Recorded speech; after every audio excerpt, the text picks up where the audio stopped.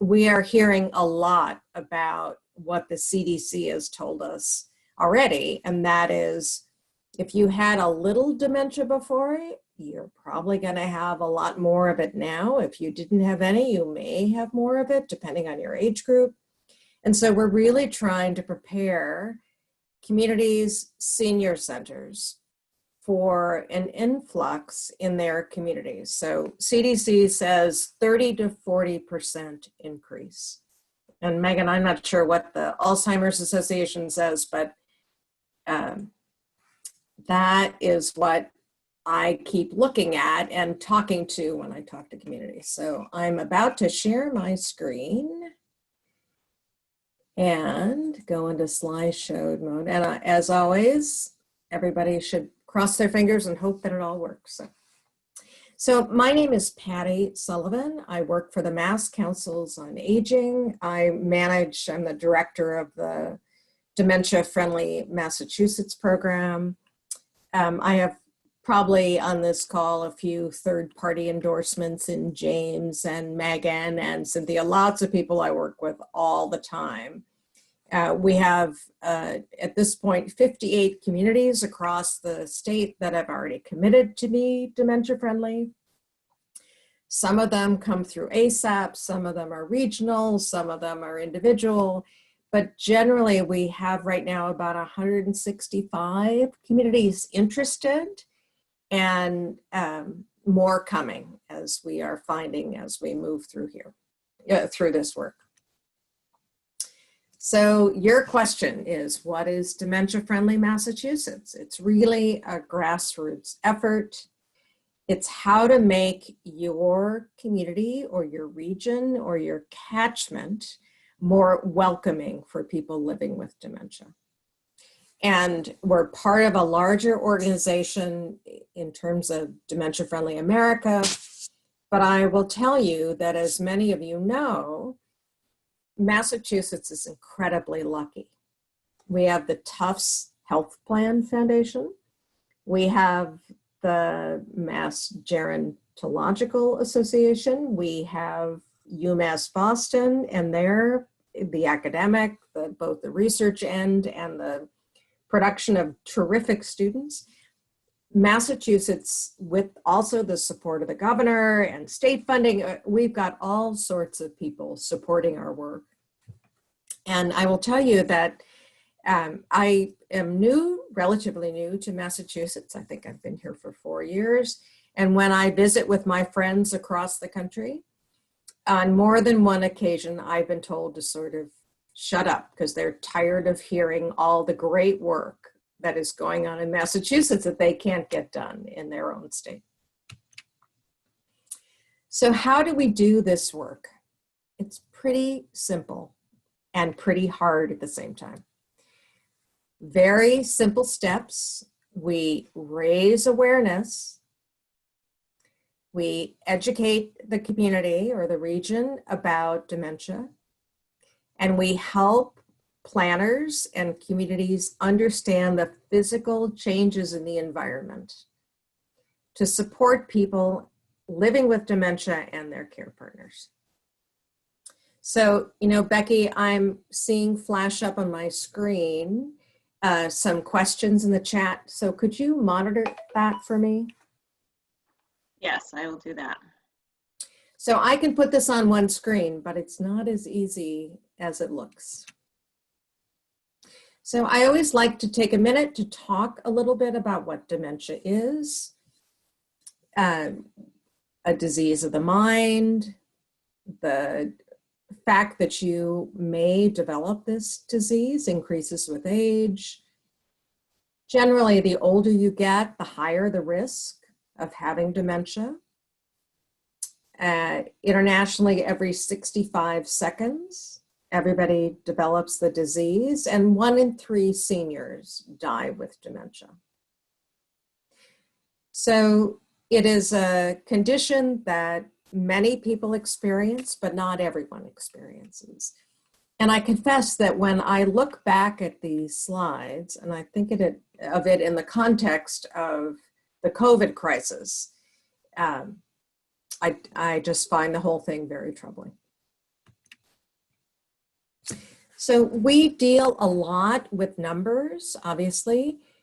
These are the stats in Massachusetts. We are an older state, as many of you know.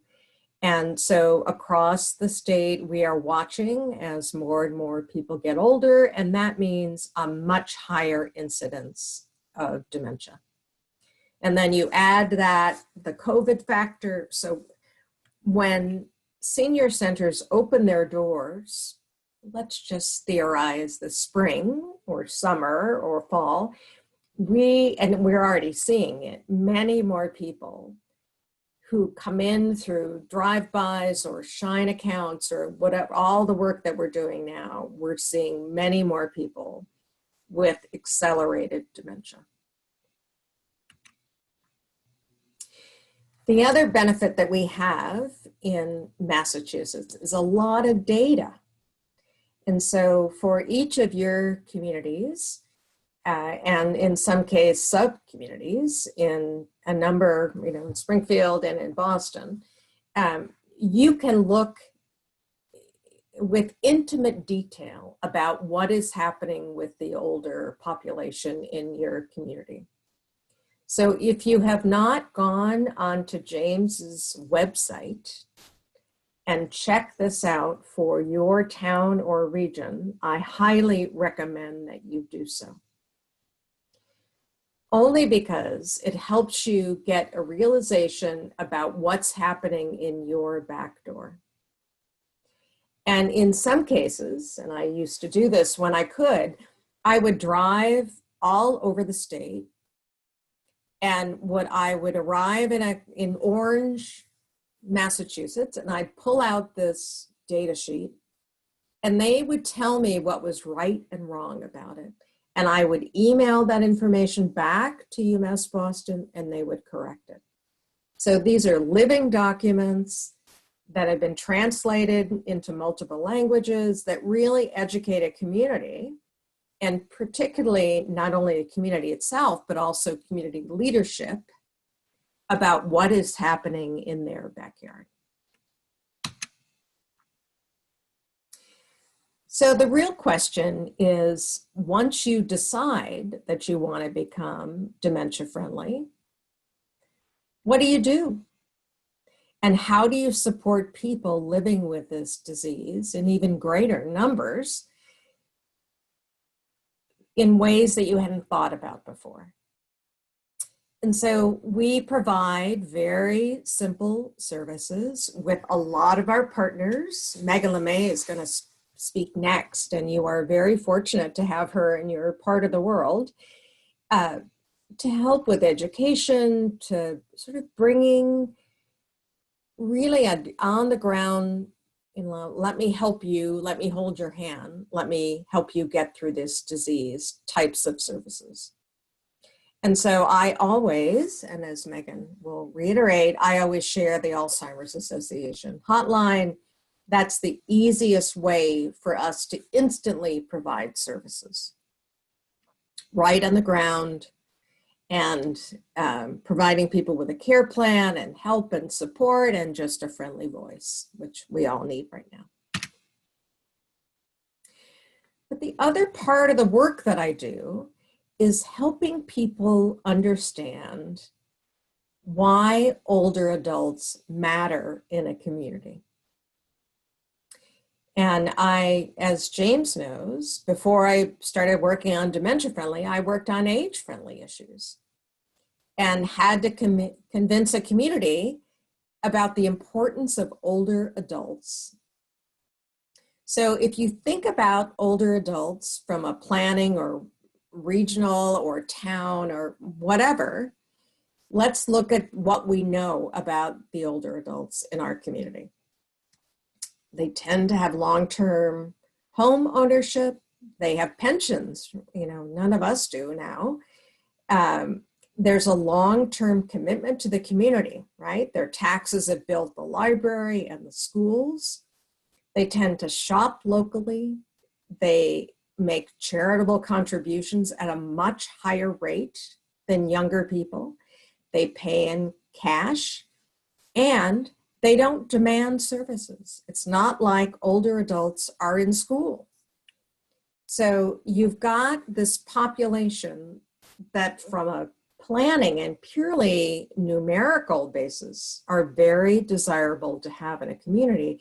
And that's why communities are trying to attract older adults. So I now want to talk specifically about what a dementia-friendly community looks like. What does a DFM community look like? Now for example, Sturbridge, probably 2 years ago, the planners and the town management in Sturbridge decided, and I remember one of the selectmen saying this to me, he said, all right, your kids are gone. You're going to have to sell your house in Boston and you're going to move out, right? You're going to move out to Western or out West, wherever, because you can't afford to buy a place in Boston. And so we want to attract you. So by becoming age and dementia friendly, it makes it more attractive to me. So what does it look like? In a community that's dementia friendly, we offer information sessions about what is it? What does dementia look like? How do you work with people who have dementia? How do you recognize it? We offer specific cafes. A memory cafe is an event that people with dementia and their care partners can come to. It's in part respite, but it's also a way to build a support group in your community. We have Purple Tables. Purple Table is a restaurant that's committed to training its wait staff. And when restaurants open up again and people can go out, Purple Tables will come back, because I've talked to their director. We also talk a lot about physical changes to the community. You know, communities are making these changes. We just want you to make them with the lens of dementia friendly. We also do a lot of training for everybody in town about what dementia is and how you can support people living with the disease. And as a result of that, we've got communities teeny tiny and very large all over the state engaged in this work. So I want to specifically talk a little bit about what is dementia friendly infrastructure, because people say, what does it look like? So I always capture these 6 items: familiar, legible, distinctive, accessible, comfortable, and safe. Pretty basic, but I want to show you what it looks like. And as I mentioned before, municipalities are already spending the money to do these things. So in the city of Boston, they just put in, I think, 96 new benches, because they want people to get out and walk and move around outside, even when it's cold, but they need a place to sit, right? So all the dementia-friendly Boston staff did was say, let's put the benches in the right place. It's not rocket science, but you need to think about it. So let me talk for just a second about the principles of design when you're looking at dementia friendly. Is it familiar? Is it legible? Is it distinctive? Is it accessible, which is probably something that all of us know? Whoops. Is it comfortable? And is it safe? So these 6 items can help anybody put on the lens of dementia friendly and think about what you might want to do as a municipality, as a council on aging, or wherever you are, to build a more DF friendly environment. So I always love to share examples.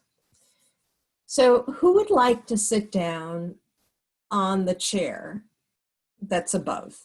It doesn't exactly look welcoming in the wintertime. It's probably pretty cold.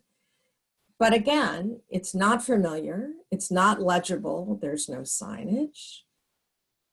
And it's not necessarily comfortable. And I don't think it's safe.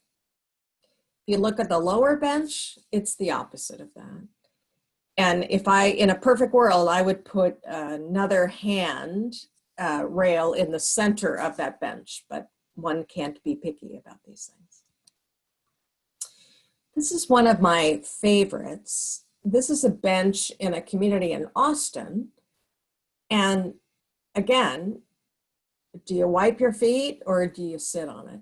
So these are examples of a community that wanted to put a bench down, but put one that's very confusing for older adults, let alone someone with dementia. This is one of my favorite buildings in Boston. This is our city hall, which if you've ever tried to get into, you can't figure out how to get in. And so trying to make sure that you can understand where the entrance is and is it accessible is really important. The lower picture is a exit from one of the T stations, I think it's South Station, that I took. Again, you can't really tell where the door is and where the windows are. To the great embarrassment of my children, I often take pictures of restroom signage. And so you look at this sign, and without dementia, I'm not sure exactly what's going on here. And so to the extent that and you can see lots of pictures online, you're going to put up signage in the town hall or the library or the senior center or any other public building. Why not put up one that is dementia friendly? This is another example of something that looks very welcoming and comfortable and accessible. And if you look here, this is supposed to be a sidewalk. Oops, sorry. Again, creating legibility, creating focus. Every time I look at this picture in here, I remember once I was visiting my sister in Scottsdale, Arizona, and I took a run. And every house looked the same and every cactus looked the same. And after an hour, I called my sister and said, I'm totally lost. And she said, turn left at the cactus. Well, there were cactuses everywhere. So no distinction, nothing that makes it easily navigatable. So something to think about. So it's a matter of thinking about when you're designing things, how to do it in a way that makes it welcoming. So I also want to mention, I work on dementia friendly, but as I noted before, my background is in age friendly. And so when I come into a community, I really recommend that you do both, because you can do one without the other, but you end up wasting time, money, and resources. And as I always say, if you do age friendly, you miss dementia friendly. And if you do only dementia friendly, you miss age friendly. So working with Pam McLeod in the Office of Elder Affairs, we and James and many others help put together an integration toolkit that makes it really easy to do both at the same time. The other thing is that we, again, have lots of free resources here, both from MCOA, DFM, MPAC, the Alzheimer's Association, JF&CS. We are rich in resources in Massachusetts. So any questions?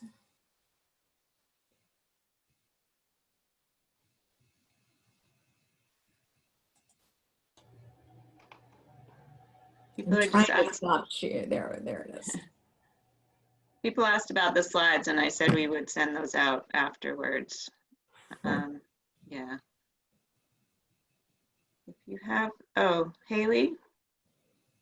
I'm curious about the process of getting started and where you think where the best place to start in creating collaborative efforts within a municipality are.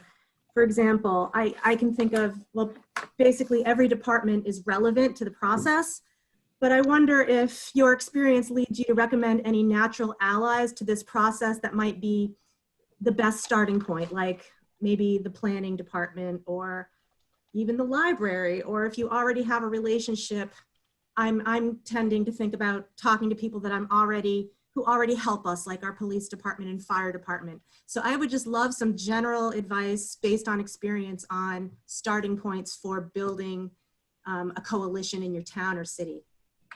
Well, you've got all the right ideas, Haley.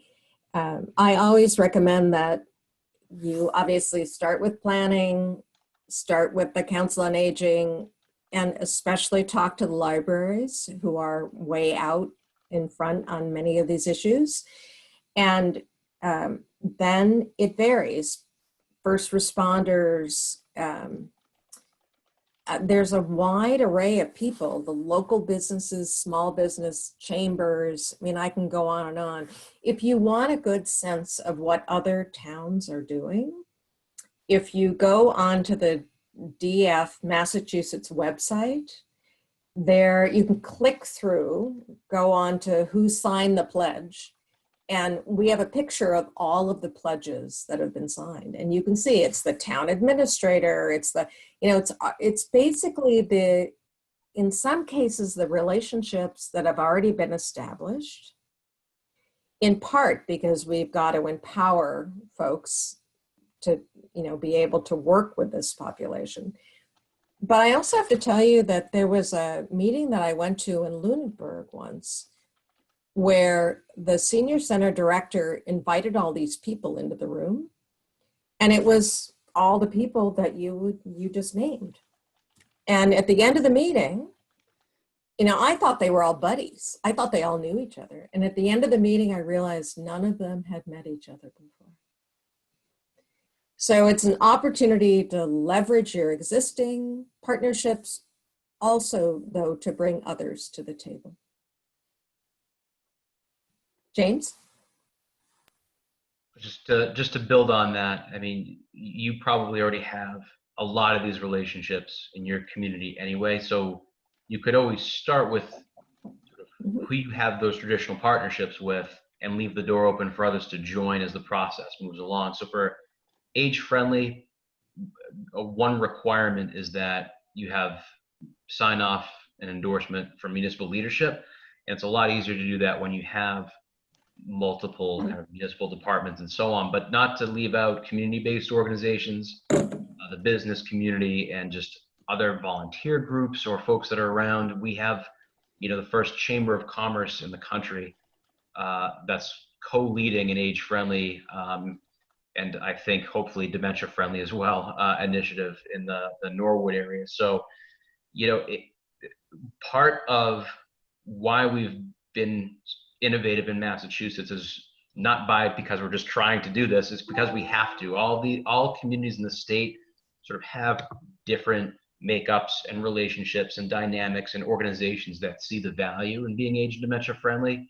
And I think you can always start where the strength and passion is, and then as you move on and start to gain momentum, others can kind of latch on and become part of that group, or that, have a seat at that table. So James, I'd like to kind of add on to what you and Patty just said. I think one of the most important pieces is to make sure that you include residents. One of the commitments we made with the Springfield Dementia Friendly Coalition is that it would be residential driven.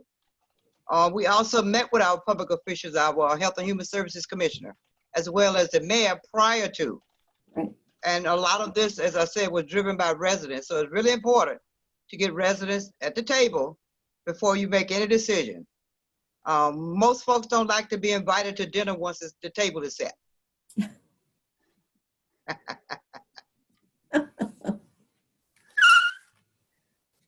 I want to know what the menu is.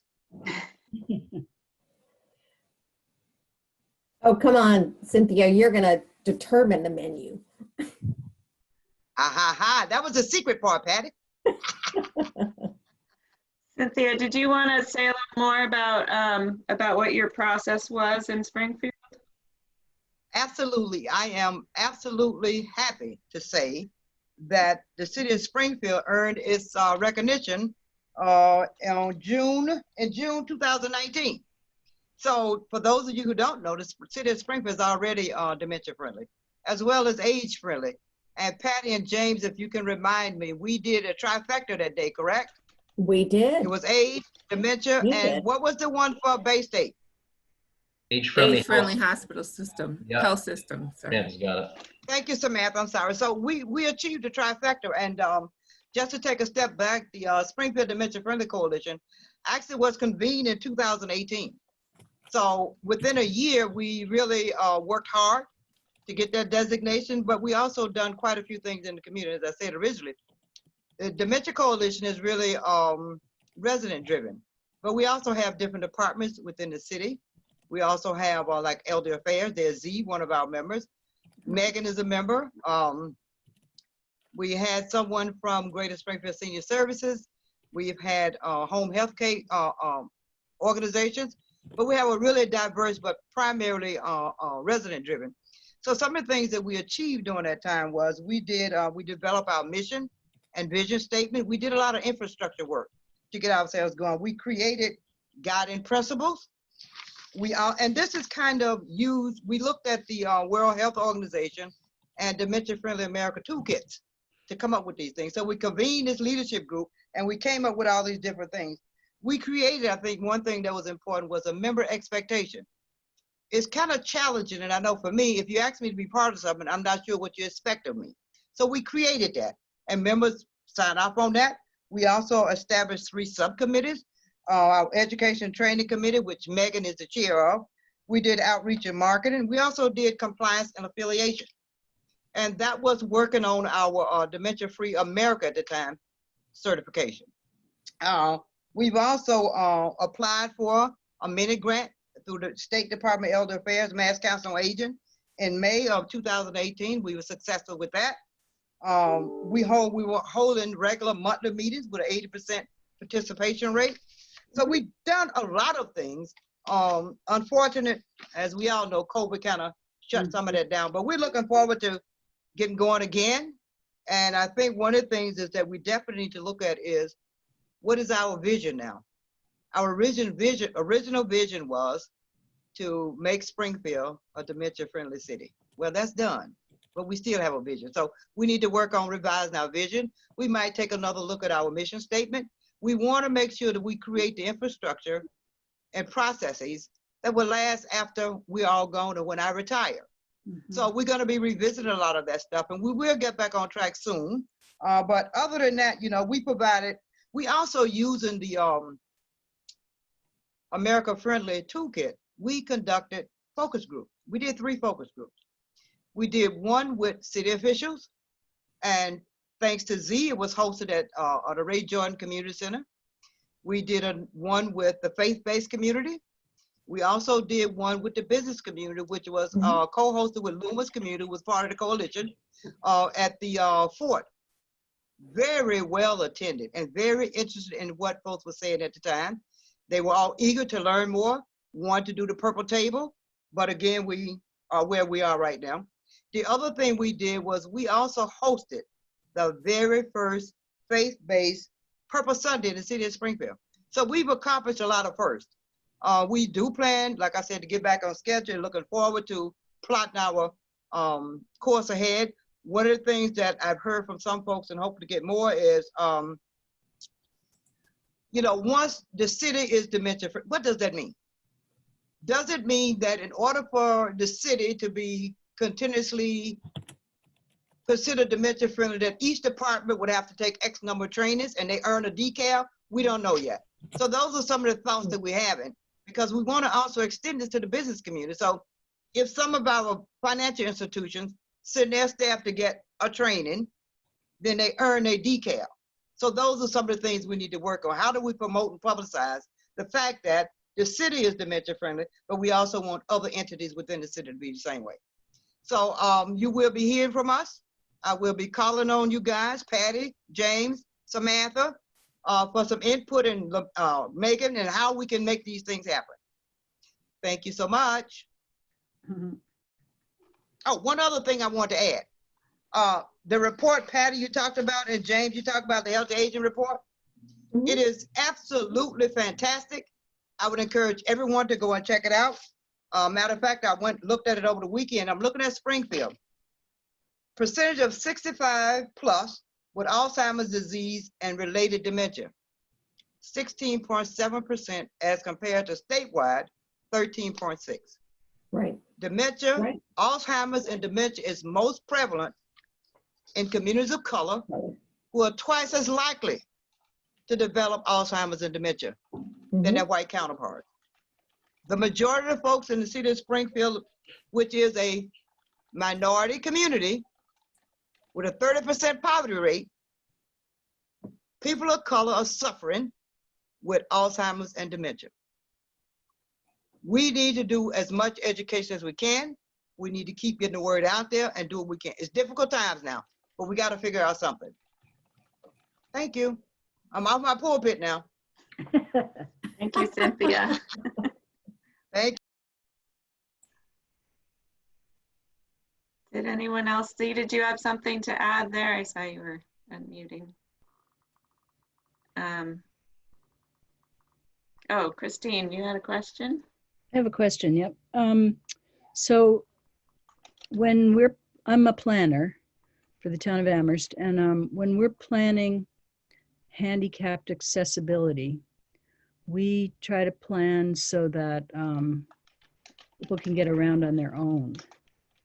So I guess I have a two-part question. One is, the first part is there an assumption for people with dementia that they are able to get around on their own, or is there an assumption that they usually have a caregiver with them, or a care partner, as you were calling it, going out with them? And then there's a more specific second part to that question, which is that we're doing some intersection redesign, and the most traditional, most familiar form of intersection is a cross intersection or a T intersection with a traffic light and a button that you can push if you want to walk across the street. So we're considering a roundabout in a particular location.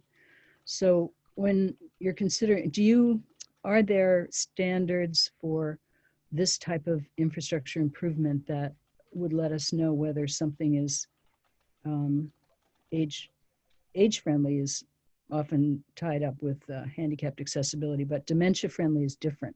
And I'm thinking, is a roundabout something that is dementia friendly, because it's not immediately understandable by people? So two questions. Do people usually have a caregiver, and would roundabouts be considered dementia friendly?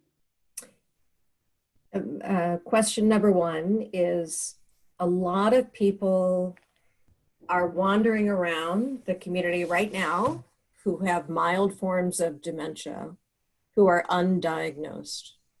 There's lots of stigma associated. There are lots of limitations about how to get a diagnosis. So what happens, and as a planner, this must drive you crazy, is that I can't exactly tell you how many people in your community have dementia. And also, dementia is a spectrum, right? So you can have mild dementia, or you can have the most extreme version of Alzheimer's, and everything in between. So can you assume that somebody living with dementia has a care partner? And I use care partner only because, we try to encourage, and Megan, I hope you'll talk about this, that people who are, you're in a caring relationship, you want to empower the person who has dementia or Alzheimer's to help with their own care. And I deal with this a lot with my mother. You probably have done so with your family members. But to the extent that you want to empower somebody else to help in their own care, it helps with their independence. So sometimes there's a care partner, sometimes there isn't. But there's this very blurry line, at least in my own mind, between what's age friendly and what's dementia friendly. And a roundabout for me isn't in any way friendly, only because I drive around them all the time and get confused. And I'm trying to, in particular, as somebody who didn't grow up in Massachusetts, I wasn't used to the roundabout notion. So when I hit the roundabouts, I really have to take a step back. And I don't think I have dementia. I may, but I don't know. So what I will do, Christine, and I reference this, there was a great article in my slides, and I'll send them, or I think, Becky, you did. There's a really interesting guy who, in his probably 50s, went back and got a master's degree in dementia friendly physical design. And he has a whole section on his thesis about how you design streets. So I'll send you that. Thank you. The less confusion, the better. And the more age and dementia friendly, always the best. So, but don't assume either. And, I swear to God, I'm going to kill someday the person who designed Hyannis with all of the roundabouts here, because it drives me crazy on a regular basis. And just if I can jump in, Patty, too, although it doesn't always go all the way there, when you talk about concepts of universal design and complete streets, it's with an eye towards inclusion and accessibility more so than, your usual intersections are certainly rotaries and roundabouts, but if you have those concepts in mind, you're on the pathway towards that. And it's really about, what Patty's been presenting. It's signage and having things, at eye level that, and Patty, I think Pam from Elder Affairs has talked about this. If you're going to have somewhere with a bus stop, not just a picture of a bus, that's not going to do it. You need to say, this is here's the bus stop with, different things. So just like the bathroom sign with, the mermaid and whatever else that was on there. It's the simple things that people can understand. If they're universally understandable, then they tend to be understandable for everybody. But also, some of the best infrastructure to help with this is social infrastructure and that awareness raising and having people aware of how to assist folks and just understand what people are going through that are living with dementia. That's a huge part of it as well.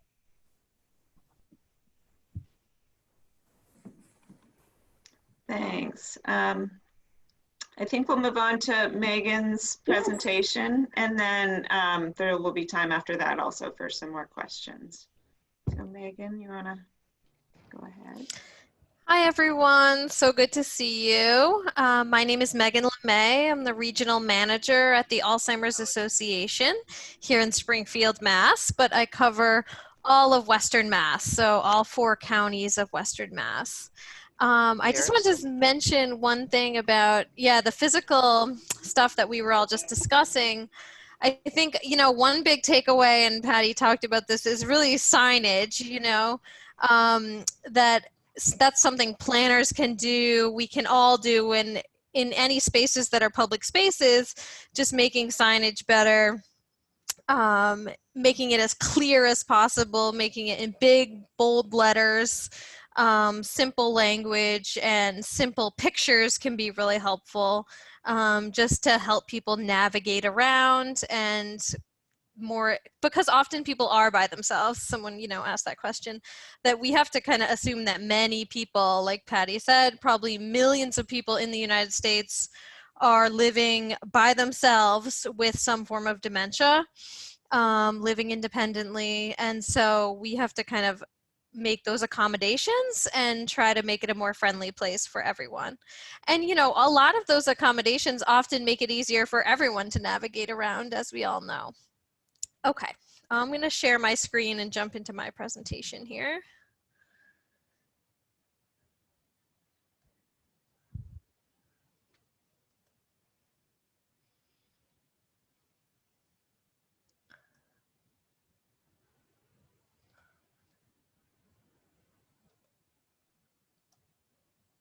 Okay, you can all see my screen, I think. Okay. So again, I work for the Alzheimer's Association. We are a national nonprofit organization, but I work here in Springfield and cover all of Western Massachusetts. And we really want to make sure that we're working on this mission of making Massachusetts as dementia friendly as possible and making all the towns go dementia friendly as well. So the numbers really are staggering. There's almost 6 million people in the United States currently living with Alzheimer's or another form of dementia. That's probably an undercount. There are many people who are living, you know, like Patty said, without a diagnosis. There's still a lot of stigma to getting a diagnosis. There's still a lot of misunderstanding about what the signs of dementia are. So this is a big problem and something we all want to work on. And also, if you know, there's almost 6 million people with Alzheimer's, that means there's millions more caregivers and care partners.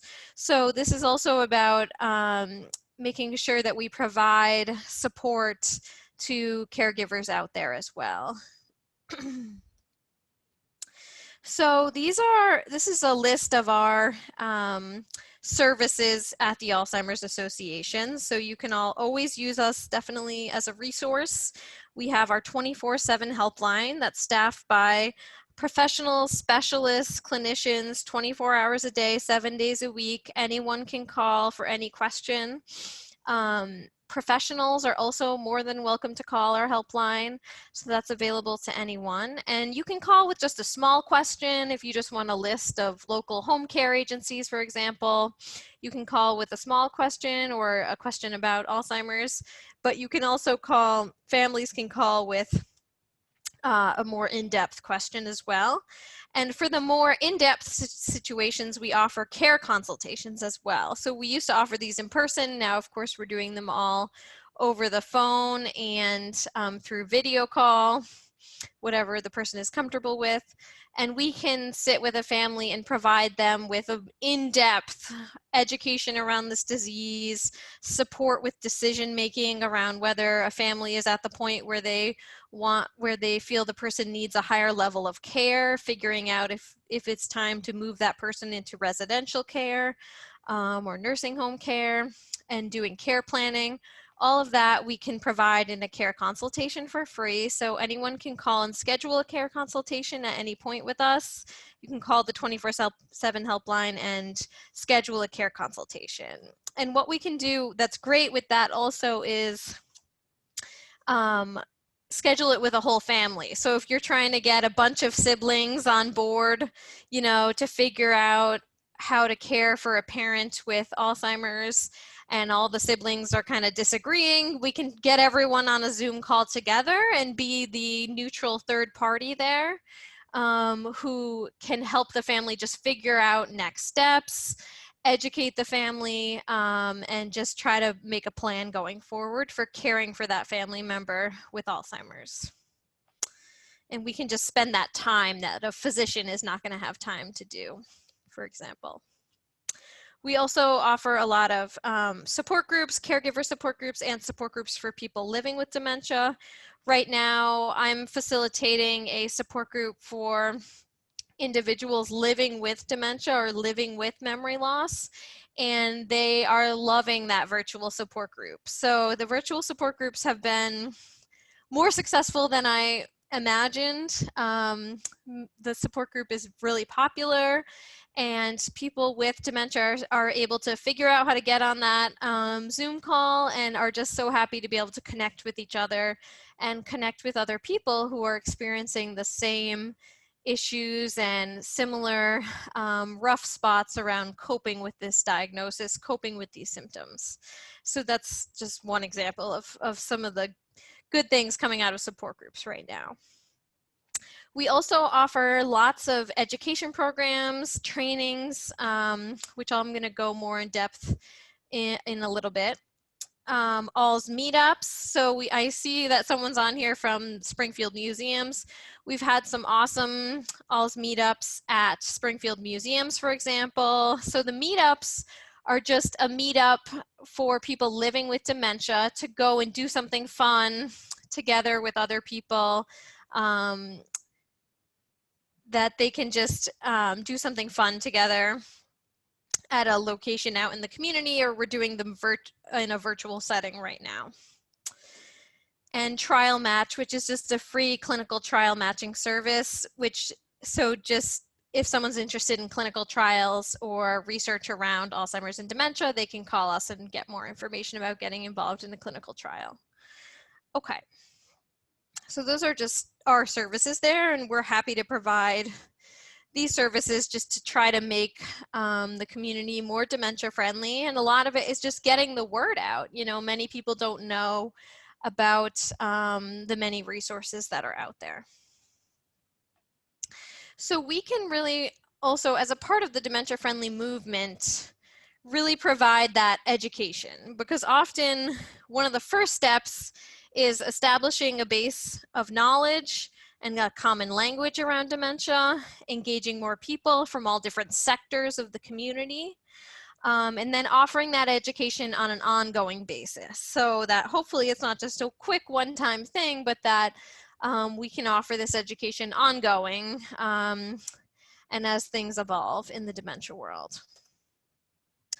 So in the dementia friendly movement, we of course want to involve all different sectors. You know, it's not just the senior center or just the library or just the assisted livings, but trying to invite all different sectors to be a part of this movement to make our communities more friendly in general, and specifically more dementia friendly. And we'll talk a little bit more specifically about these. So here's just one example where we can provide a training to banks, for example. So I've done this with banks in Springfield and other towns and cities in Western Mass, where I can offer a free 45-minute or 1-hour education presentation training on dementia friendly. So you can reach out to me. I'll provide my contact information, and we can actually go out and do that training for free at the bank, or now, of course, we're doing it virtually. So in some ways, it's even easier. You know, now businesses or any places can sign up and do a free training online with me, a live training with a staff or volunteer from the Alzheimer's Association to make their business dementia friendly.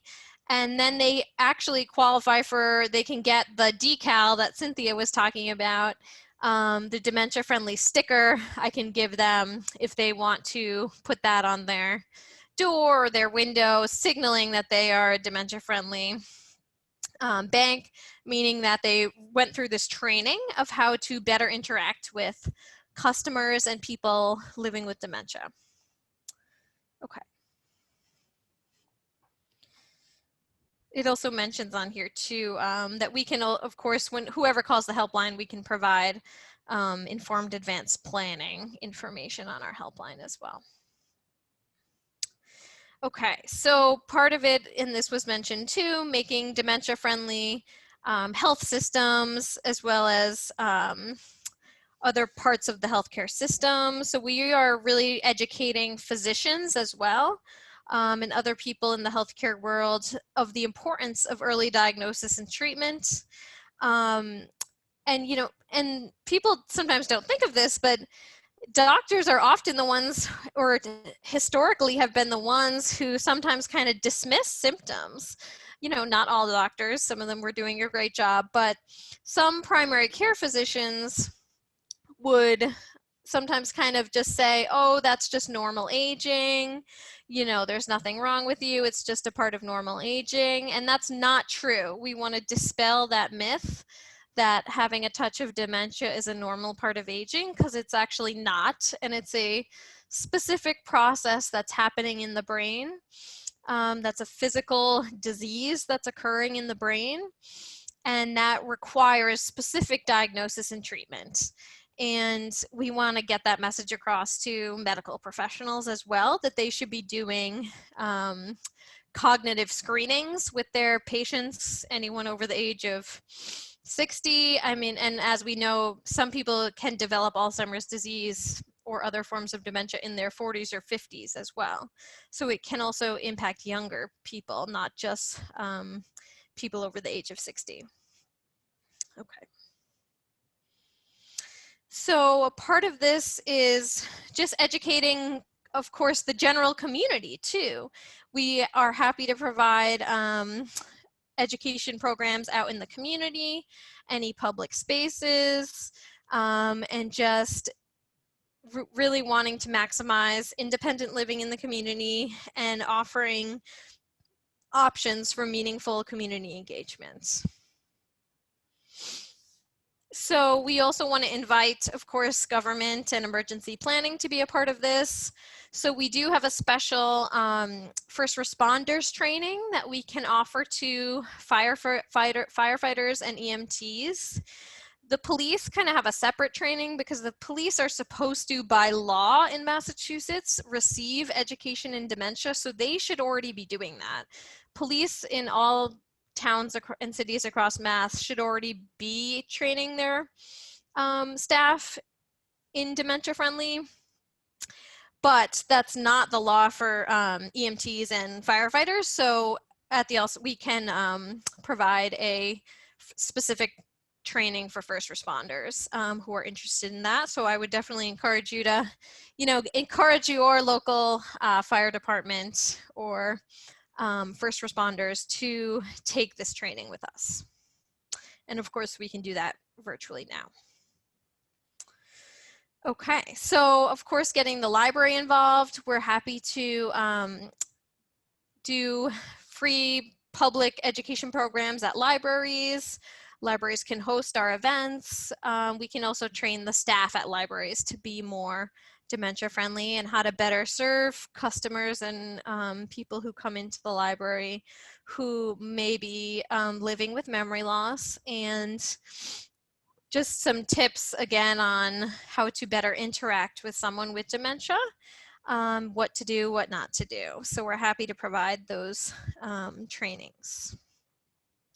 So communities of faith, another group here that we're happy to do trainings, education programs with. Sometimes it's actually quite challenging to get into faith communities. They tend to be a little bit more isolated as far as my experience has been in Western Mass. So if you belong to a faith community or are close with a specific church or whatever group, we're happy to, and you want to make that connection for us, that would be great. We're happy to provide education programs, or even, we can even just do a 10-minute presentation on what our services and resources and what we offer are. And one of the programs we do a lot in the community, I wanted to give an example also, is Know the 10 Signs. So that's an education program. That's a 1-hour education program. It just goes through the 10 early warning signs of Alzheimer's and dementia. So that's a good one for a faith community, for example. And then of course, businesses will go do a presentation. We can do a lunch and learn presentation. Sometimes businesses like to call it that. Do like a half-hour lunch and learn presentation for their employees. And that not only benefits the business, but it's also benefiting all the employees, because we know that, many caregivers or care partners are actually, still working and need those resources and support themselves as caregivers who are in the working world. So we want to provide that support to them as well. Okay, and there's my email, so feel free to connect with us. There's the helpline. I'm happy to schedule programs for any group that's interested. And I know many of you I know already and have hosted our education program, so I thank you for that. And we can also do, I'm hoping to plan this with Cynthia in Springfield soon, but also doing a community forum, which is just another option we can provide for communities. And the goal of a community forum is to just allow more space that we can hear from the community on what they need. So if you're just starting this dementia friendly process, a community forum is a great way to start, because it helps with that assessment piece, that you want to assess what's happening in your community now around Alzheimer's and dementia. And the community forum the goal is just to garner that feedback and discussion from the community, so they can tell us, we have had some bad experiences with doctors around diagnosis in this town, or we feel like there needs to be a support group in this town, or whatever their needs are for that specific community, we want to hear from people too. So the community forum is another great option. Okay. I'm going to stop sharing here. Thank you, Megan. Does anyone have any questions for Megan? And let's see, I think I can see everyone. Patty. I always learn so much, Megan. Doesn't matter how many times I hear you present, I always learn things. But one of the things I wanted to just emphasize, I guess two things. One is that everybody can call that 800 number. And I want to give you an example. One of my neighbors in Brookline in our townhouse complex has been diagnosed with Alzheimer's, a pretty advanced form. And his family was having, in our parking lot, Thanksgiving dinner socially spaced, because they knew it would be the last one. So I took out of my trunk cards, and every one of those kids took multiple 800 number cards. And those kids all called that number. And it brought them comfort. They were all terrified to see their father the way he was, but it was instant comfort from that one. And then the next day, I read in I think the Wall Street Journal, about an article about early diagnosis and financial discrepancies. Megan, do you know? You probably know what I'm talking about. So in my car, I'm listening to NPR about, so there's a new study, big study, that shows that people who had financial difficulties later tested positive for Alzheimer's. Big study. So I call the 800 number and I say, is this legit? And they say, we don't know, but we'll call you back. And they call me back. And the answer is, it's legit. So whether you're a care partner or a kid or anybody, or me being a nerd, everybody can call. Patty, can you say that again about the study you're referring to? Yeah, I'll put it out, Cynthia. You're on the DFM listserv. I'll put it out. It's scheduled to come out on Thursday. It was a big study that was done that looked at people's financial troubles, because, and then later under Medicaid, if you were diagnosed with dementia. Because we know, I mean, Megan, you know this in your sleep, that one of the early indicators often for adult children is that their parents suddenly can't balance the checkbook. So hearing that, I'm feeling really scared when I think about the low-income communities. I mean, that's a way of life. It's a daily thing. And oh my God, kind of scary. Oh, muted. Okay. Yeah, Patty, so you're saying, so that study was talking about people with lower incomes are more susceptible, or that when people start getting diagnosis, they start losing ability to manage their finances? I guess it's a little of both. Okay, well, mostly what happens is that you begin to see, and Megan, jump in here because you probably know the data better than I do. And I'll post the study once I'm not talking in the chat bar. What we find is that one of the things about dementia is that suddenly you're not able to do things that you could do before, right? And numbers for some people is one of the things that they lose. So suddenly my mom, who could do net present value in her head, suddenly can't balance her checkbook. And what this study shows is that if you have these types of problems with your finances, so you end up not paying bills, you end up in bankruptcy, I mean, all of those consequences, that later on, under Medicaid, you end up testing positive for dementia. And there's a direct correlation. So, and this is something that the Alzheimer's Association has told us for years, but now it's a big study. So people pay more attention to it. And I just wanted to make sure that the Alzheimer's Association agreed with me, and they did. So I'll now go look for the citation. I think it was in the New York Times, but let me see if I can find it and I'll post it. Great, thanks.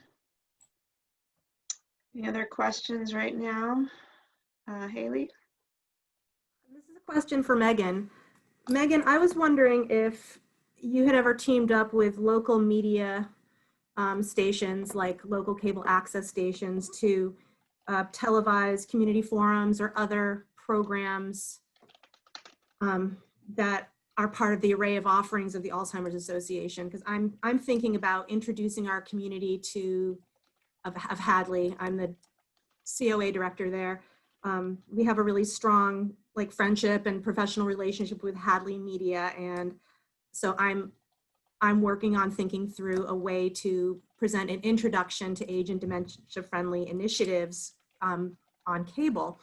And I'm wondering if a community forum would be the kind of thing that might be a good focus for such a thing, or anything else that you can think of that would have maybe some visual appeal, or that there are, that's a combination of a slide presentation and live talking and real, humans in the moment discussing the topic.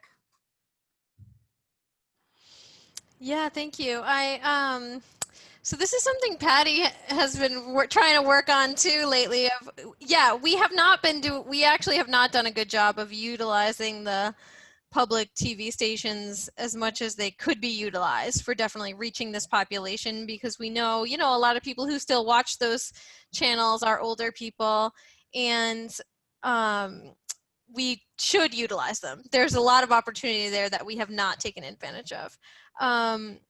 So yes, I'm happy. I have done many TV interviews with, local news and stuff. So I'm happy to do an interview like with you or whoever to just talk about this stuff. You can pose questions. I can talk about it.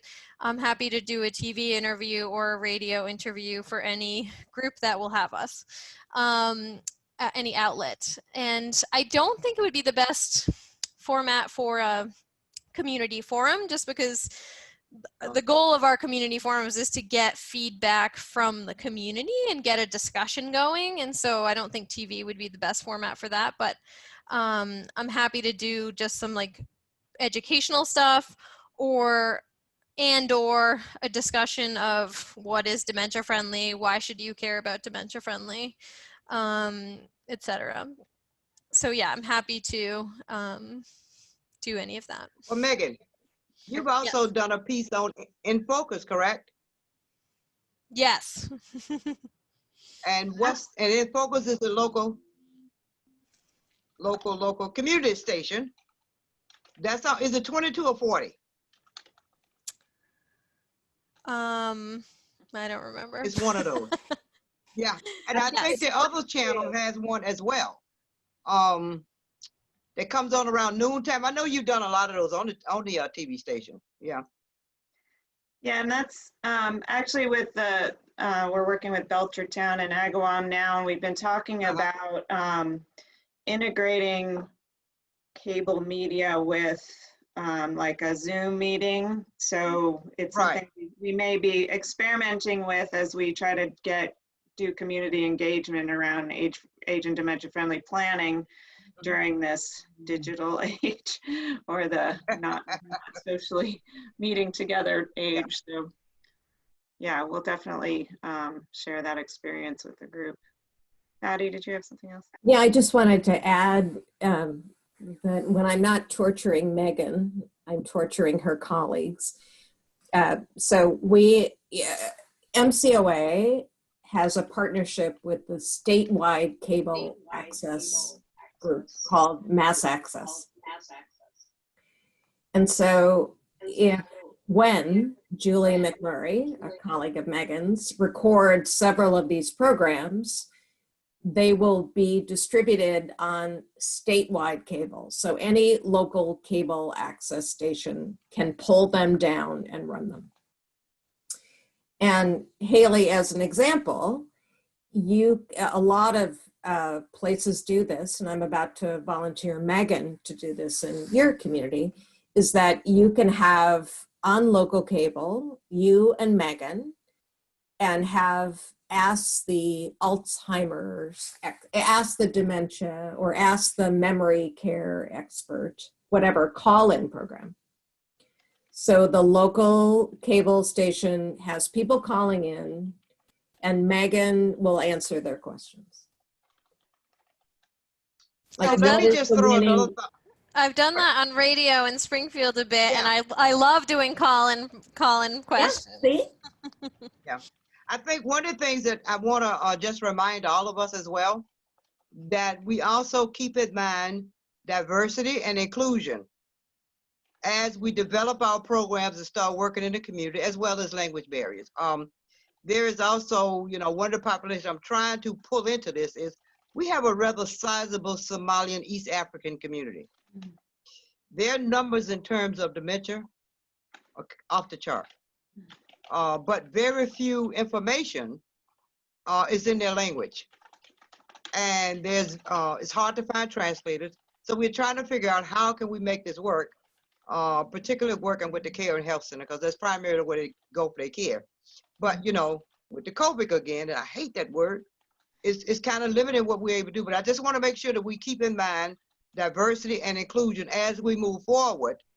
Haley, I'm not sure what your diversity of your population, but just make sure that we're kind of diverse and inclusive.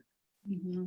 Yeah, thank you for bringing that up, Cynthia. And I just wanted to mention too that so at the Alzheimer's Association, we have a staff member here in Springfield who is bilingual and speaks Spanish and offers care consultations and support in Spanish and English. So that's a really helpful resource.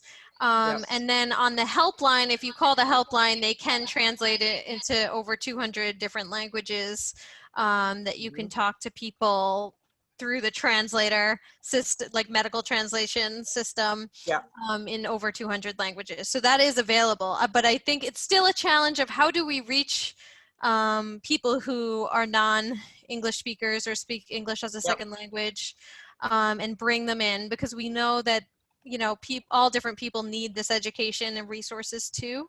It's just sometimes even harder to reach those populations, and we need to put in extra effort.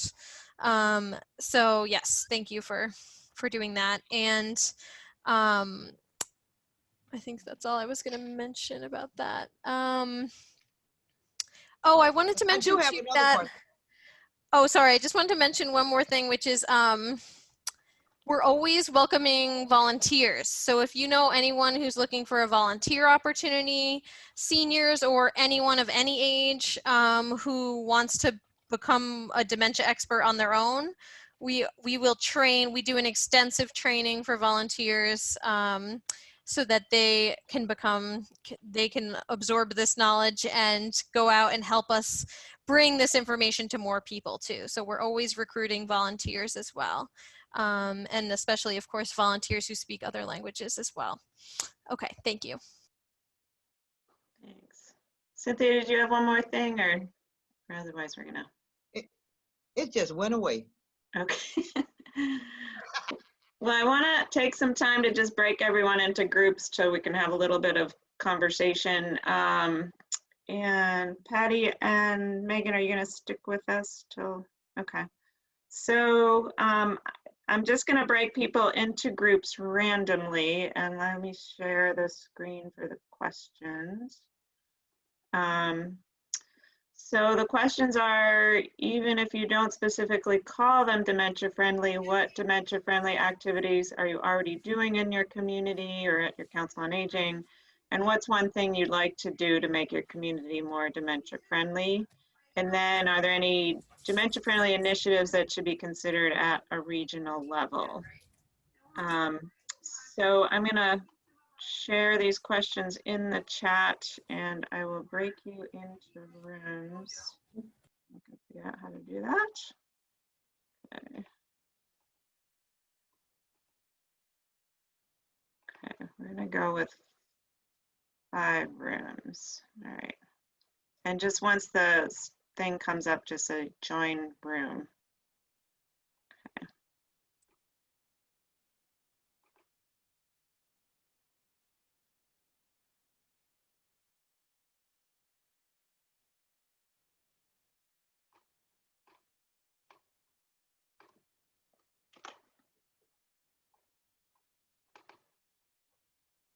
Oops.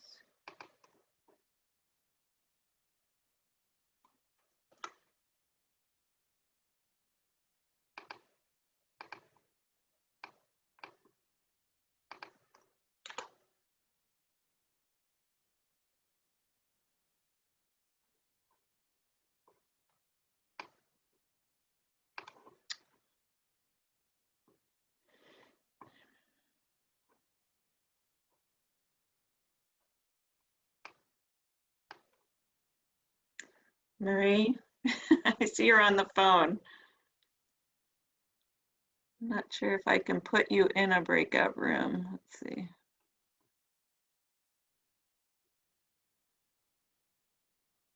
Marie, if you hit *6, you can unmute yourself.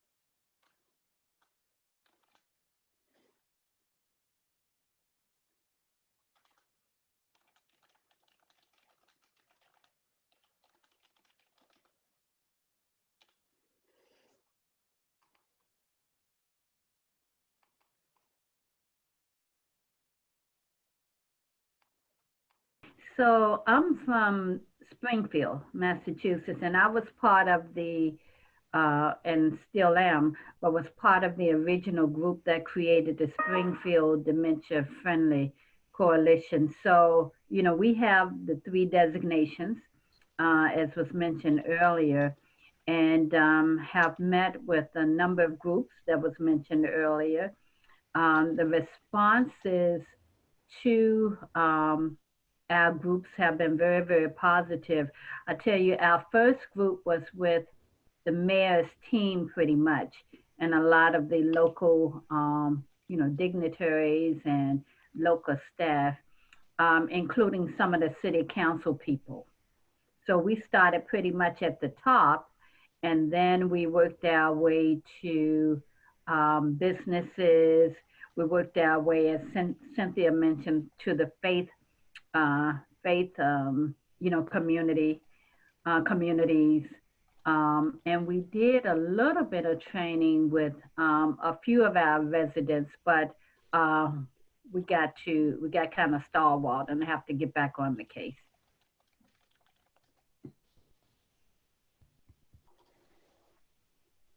So I just wanted to make sure you all got the questions, and Rebecca so- wrote them down. She's a good student. Good for you.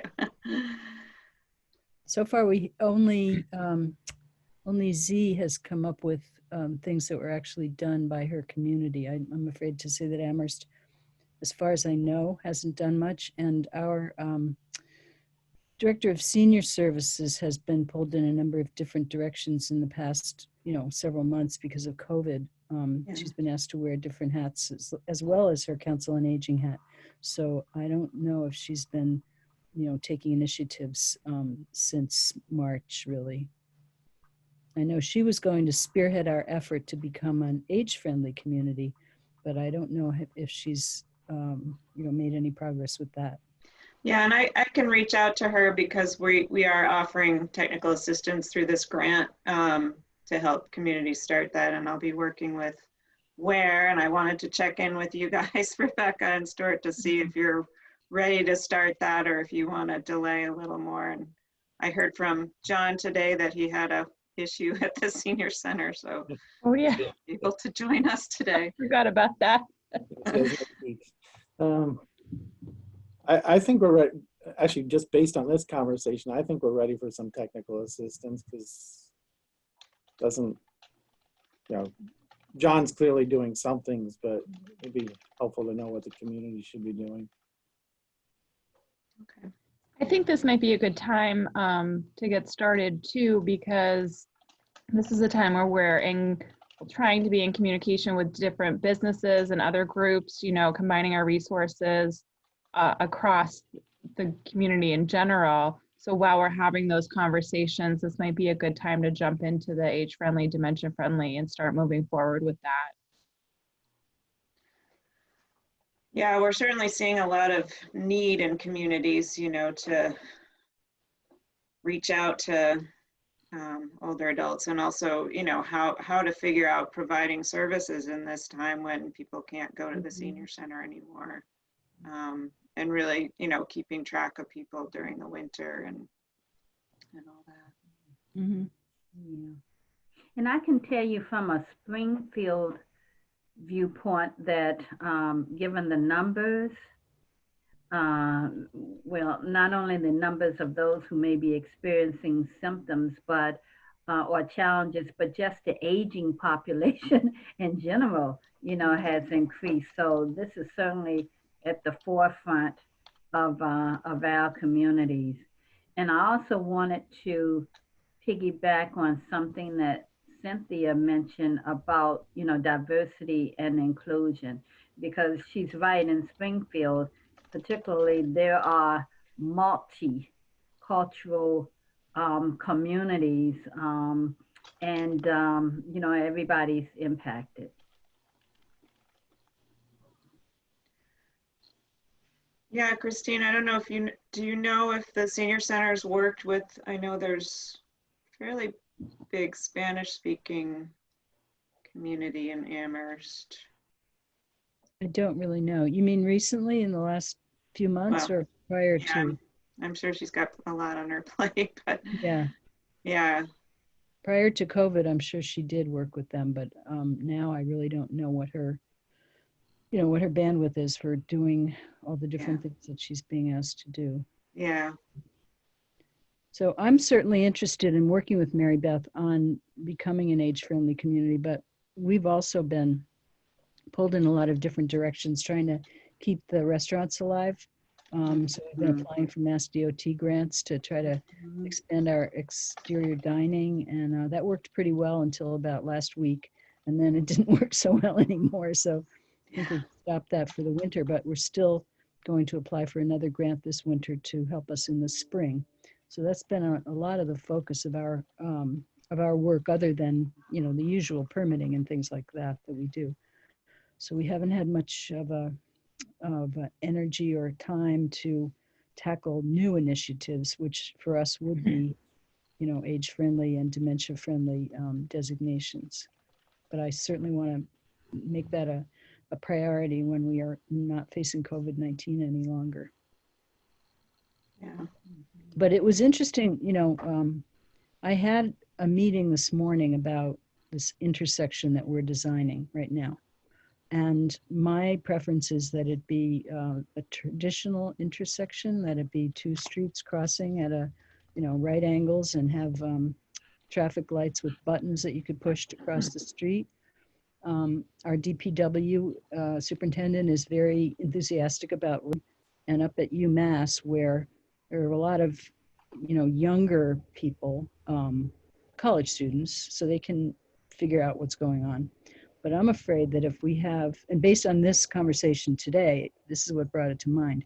If we put an intersection in a place where there's a lot of foot traffic, including all different age groups, that, elderly people and people with dementia are going to have trouble figuring it out. It's not easy to figure out when you have the right of way to cross the street in a roundabout when you're walking. So that's going to be a challenge to us. I'm curious, which intersection is that, Christine? It's the intersection of Pomeroy Lane and Route 116, Okay. West Street, where Mission Cantina is. Oh, okay. Yeah, there's also a Speedway gas station there and a few other things, but there's a lot of activity there. People who work in the office park on one side of 116 cross over to get to El Comalita and other food sources on the east side. And so, they're taking their life in their hands by crossing the street now, but there is a traffic light. So my preference would be to put it, improve the traffic lights and put push buttons in for pedestrians. But we're getting, this other idea from DPW that a roundabout would be better, and it probably would be better for moving traffic, but it probably wouldn't be better for pedestrians who really hadn't thought of this angle when I was having the conversation this morning. So this is helpful to me to talk about it in light of dementia friendly. Yeah, I know I'm working in Springfield on their complete streets prioritization plan, and there are a lot of crazy intersections in Springfield, 5, 6 roads coming in all at once. And they just redid one with a roundabout, and I'll be interested to see how pedestrians do in that. I know there were walking routes for pedestrians, but that's always a big... Where was that located? What was that? And where is that located?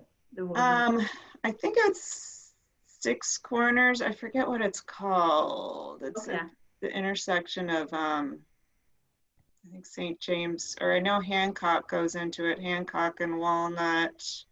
Okay, that might be 6 Corners. Yeah. Yeah. Okay. Yeah. Sounds challenging. Yeah. Rebecca, have you applied for shared streets grants or? No. Sorry. I'm having a low bandwidth issue today, so Zoom just kicks me out sometimes. So. Oh, that's okay. I said we did apply, but we did not receive them. We'll see if we go for the winter round of applications. Yeah, they are emphasizing age friendly. So if there's anything that the senior center needs, that might be a good one. Okay. Well, I'm going to jump out and leave you guys to talk. I'm going to close the meeting rooms at 2:45. Okay.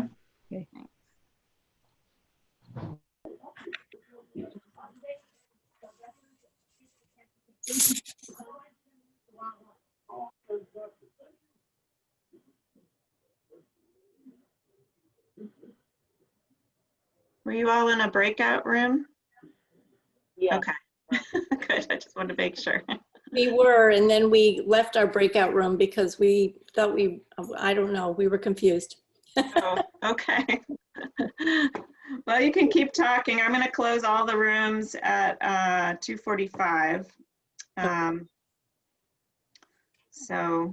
Becky, did you get the information for the Belchertown Access TV from Jessica? I'm not sure. I think so. Yeah. I think she sent it right after the meeting. Okay. I'll look. And Vanessa, where are you from? In a minute.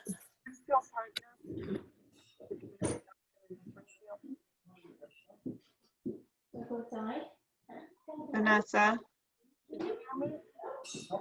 I can't hear you. From Springfield Partners. Oh, okay. Springfield. Okay.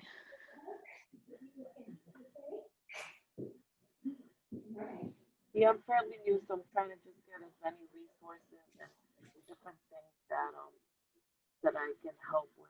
Okay. I'm having a hard time hearing you. I don't know if your mic is, if you have a mic. Can you hear me now? Just a little bit. I said, no, we're fairly new in this position, so for the telephone reassurance person, so I'm trying to get as many resources available. I think you might have to type in the chat because I think I heard you're from Health and Human Services at Springfield. Okay.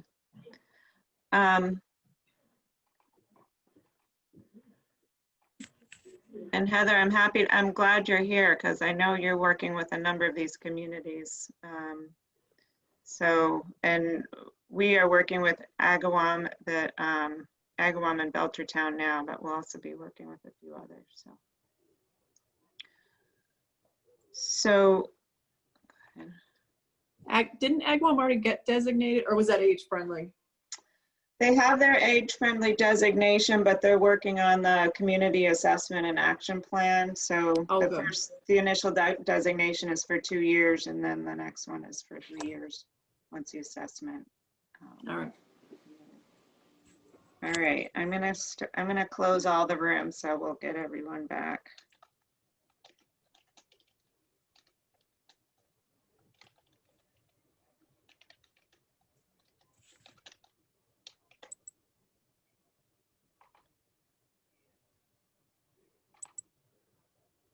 Oh, gives them 2 minutes.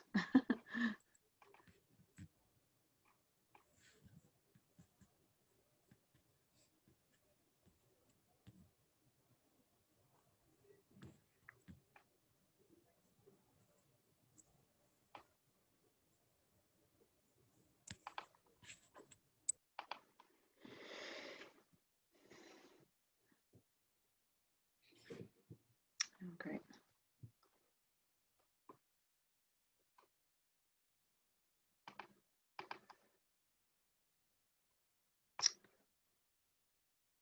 So Zoom's giving everyone another minute or so, but I think everyone should be back in just a little bit.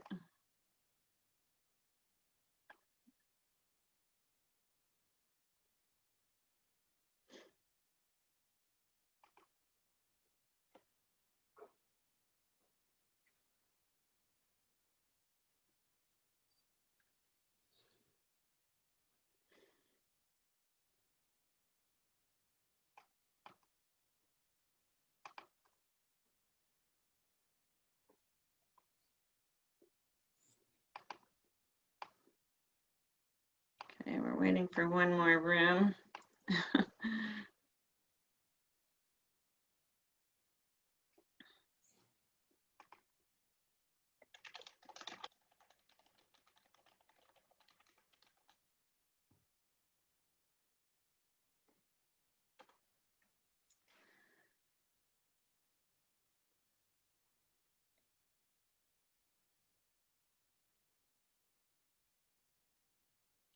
Oh, great.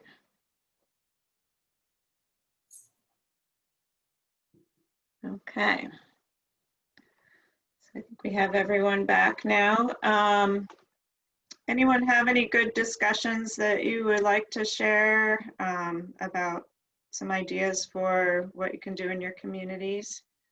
Heather, I see, do you want to share what you just said about the Springfield museums? Heather? Oh, sure.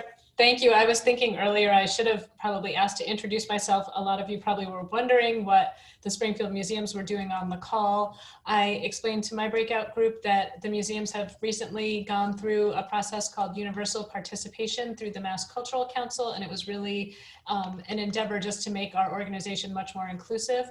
But a lot of the things that we talked about, I think, are perfectly applicable to an aging population or a population that is starting to see dementia in it. So we're just looking to learn all we can. And I wrote down a ton of helpful information for me. But in my group, I was talking about some of the things we are doing. A lot of them are virtual tours and virtual lectures series. And so I put my contact in the chat area. And if anyone would like to learn more, please just shoot me an email and I'll add you to our list. And you can start receiving information that you're more than welcome to share with your constituents. Thank you. Thanks, that's great. Having some connection issues today myself, so sometimes Zoom just boots me out. Can you all hear me? Okay. Anyone else have anything you want to share? Becky, my group, I can share from the group that I was in. I had folks from Franklin County, Belchertown, and Hampden County, with Ms. Cynthia and I representing Hampden County. And folks were at different levels when it comes to age friendly. Some of us have already done some trainings and workshops. Others are just starting the process of the assessment, but all agree to assess dementia and age friendly at the same time. Awareness and education for healthcare professionals, business professionals were key. I think partners expressed sectors that they were strongly connected to, like faith community being one of them. And like I said, the police department was another strong sector that they were